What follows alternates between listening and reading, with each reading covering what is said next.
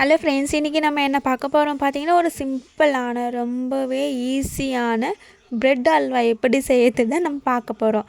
இந்த ப்ரெட் அல்வா வந்து ப்ரொபோஷ்னலாக இருக்காது. எங்கள் வீட்டில் ரொம்பவே சாதாரணமாக எங்கள் அம்மா செய்கிற ப்ரெட் அல்வா தான் நான் வீடியோ எடுத்துருக்கேன்.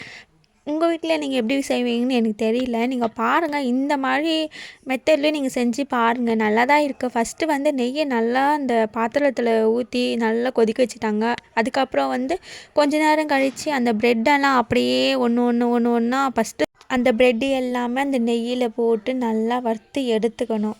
பார்த்தீங்களா, இந்த மாதிரி தான் பண்ணுறாங்க எங்கள் அம்மா. நானே நேற்று தான் ஃபஸ்ட் டைம் பார்த்தேன், இப்படி தான் செய்கிறாங்க. இது நல்லா பார்க்குறீங்களா, அப்படியே நல்லா இது வாங்கினதுக்கப்புறம் பிளாக்காக கொஞ்சம் நல்லா டார்க்காக ப்ரௌனிஷாக வரணும். ஸோ அந்த மாதிரி நீங்கள் எவ்வளோ பேருக்கு, எத்தனை பேருக்கு நீங்கள் ப்ரெட் எடுத்துக்கிறீங்களோ அதுக்கேற்ற மாதிரி நீங்கள் ப்ரெட்டை போட்டு அதுக்கேற்ற மாதிரி நெய் ஊற்றி இது பண்ணுறங்க. ஃபைனலாக ப்ரெட் எல்லாத்தையுமே எடுத்தாச்சு. அப்புறம் நம்ம ப்ரெட்டு வறுத்தோம் பார்த்தீங்களா, அந்த நெய்லேயே கொஞ்சம் தண்ணி ஊற்றி அதுக்கப்புறம் அப்படியே கொஞ்ச நேரம் கொதிக்க விட்டுட்டே இருந்தாங்க.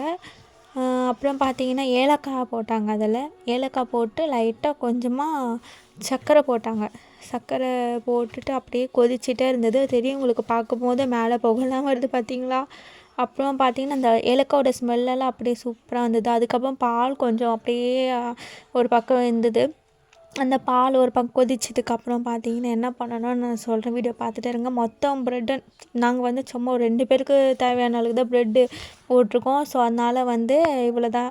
பார்த்தீங்களா, அப்படியே இது மாதிரி திரும்பவும் அந்த நெய்யும் தண்ணி அந்த மாதிரி இது பண்ணியிருந்தோம் பார்த்தீங்களா, அதில் போட்டு நல்லா அந்த நம்ம நெய்யில் வறுத்து எடுத்து வச்ச ப்ரெட்டை போட்டு திரும்பவும் இதில் நல்லா கலரி விட்டே இருக்கும்போது நல்லா கொதி வருந்தப்போ நம்ம என்ன பண்ணணும் பார்த்தீங்கன்னா, அது நல்லா தூளாக ஆனதுக்கப்புறம் நம்ம கொதிச்சுட்டு இருந்து பார்த்தீங்களா பால், அந்த பால் அப்படியே எடுத்து இதில் ஊற்றணும். அது வரைக்கும் நம்ம நல்லா இந்த ப்ரெட்டை நம்ம நல்லா தூளாக பண்ணிகிட்டே இருக்கணும். அது அப்படியே நல்லா அந்த தூள் வர வரைக்குமே நம்ம கொஞ்சம் அப்படியே கலரி விட்டுட்டே இருக்கணும். பார்க்கும்போது தெரியும், இப்படி தான் ஃபைனலாக பார்த்தீங்கன்னா பால் எடுத்து ஊற்றணும். நீங்கள் எத்தனை ப்ரெட்டு போடுறீங்களோ அதுக்கேற்ற மாதிரி பால் ஊற்றிடுங்க. அப்புறம் பார்த்தீங்கன்னா பால் நல்லா கொதிச்சுட்டு ஊற்றுனதுக்கப்புறம் பார்த்தீங்கன்னா அப்படியே திரும்பவும் நல்லா கலரி விட்டுகிட்டே இருக்கணும். ஸோ இந்த ப்ரெட் அல்வா நாங்கள் இப்படி தான் செய்கிறோம். நீங்கள் எப்படி செய்வீங்கன்னு தெரியல. பாருங்கள், இப்படி தான் எங்கள் அம்மா செய்கிறாங்க. ஏதோ உங்களுக்கு தெரிஞ்சது அப்படி செய்கிறாங்க, உங்களுக்கு எப்படி செய்ய தெரியும்னு தெரியல.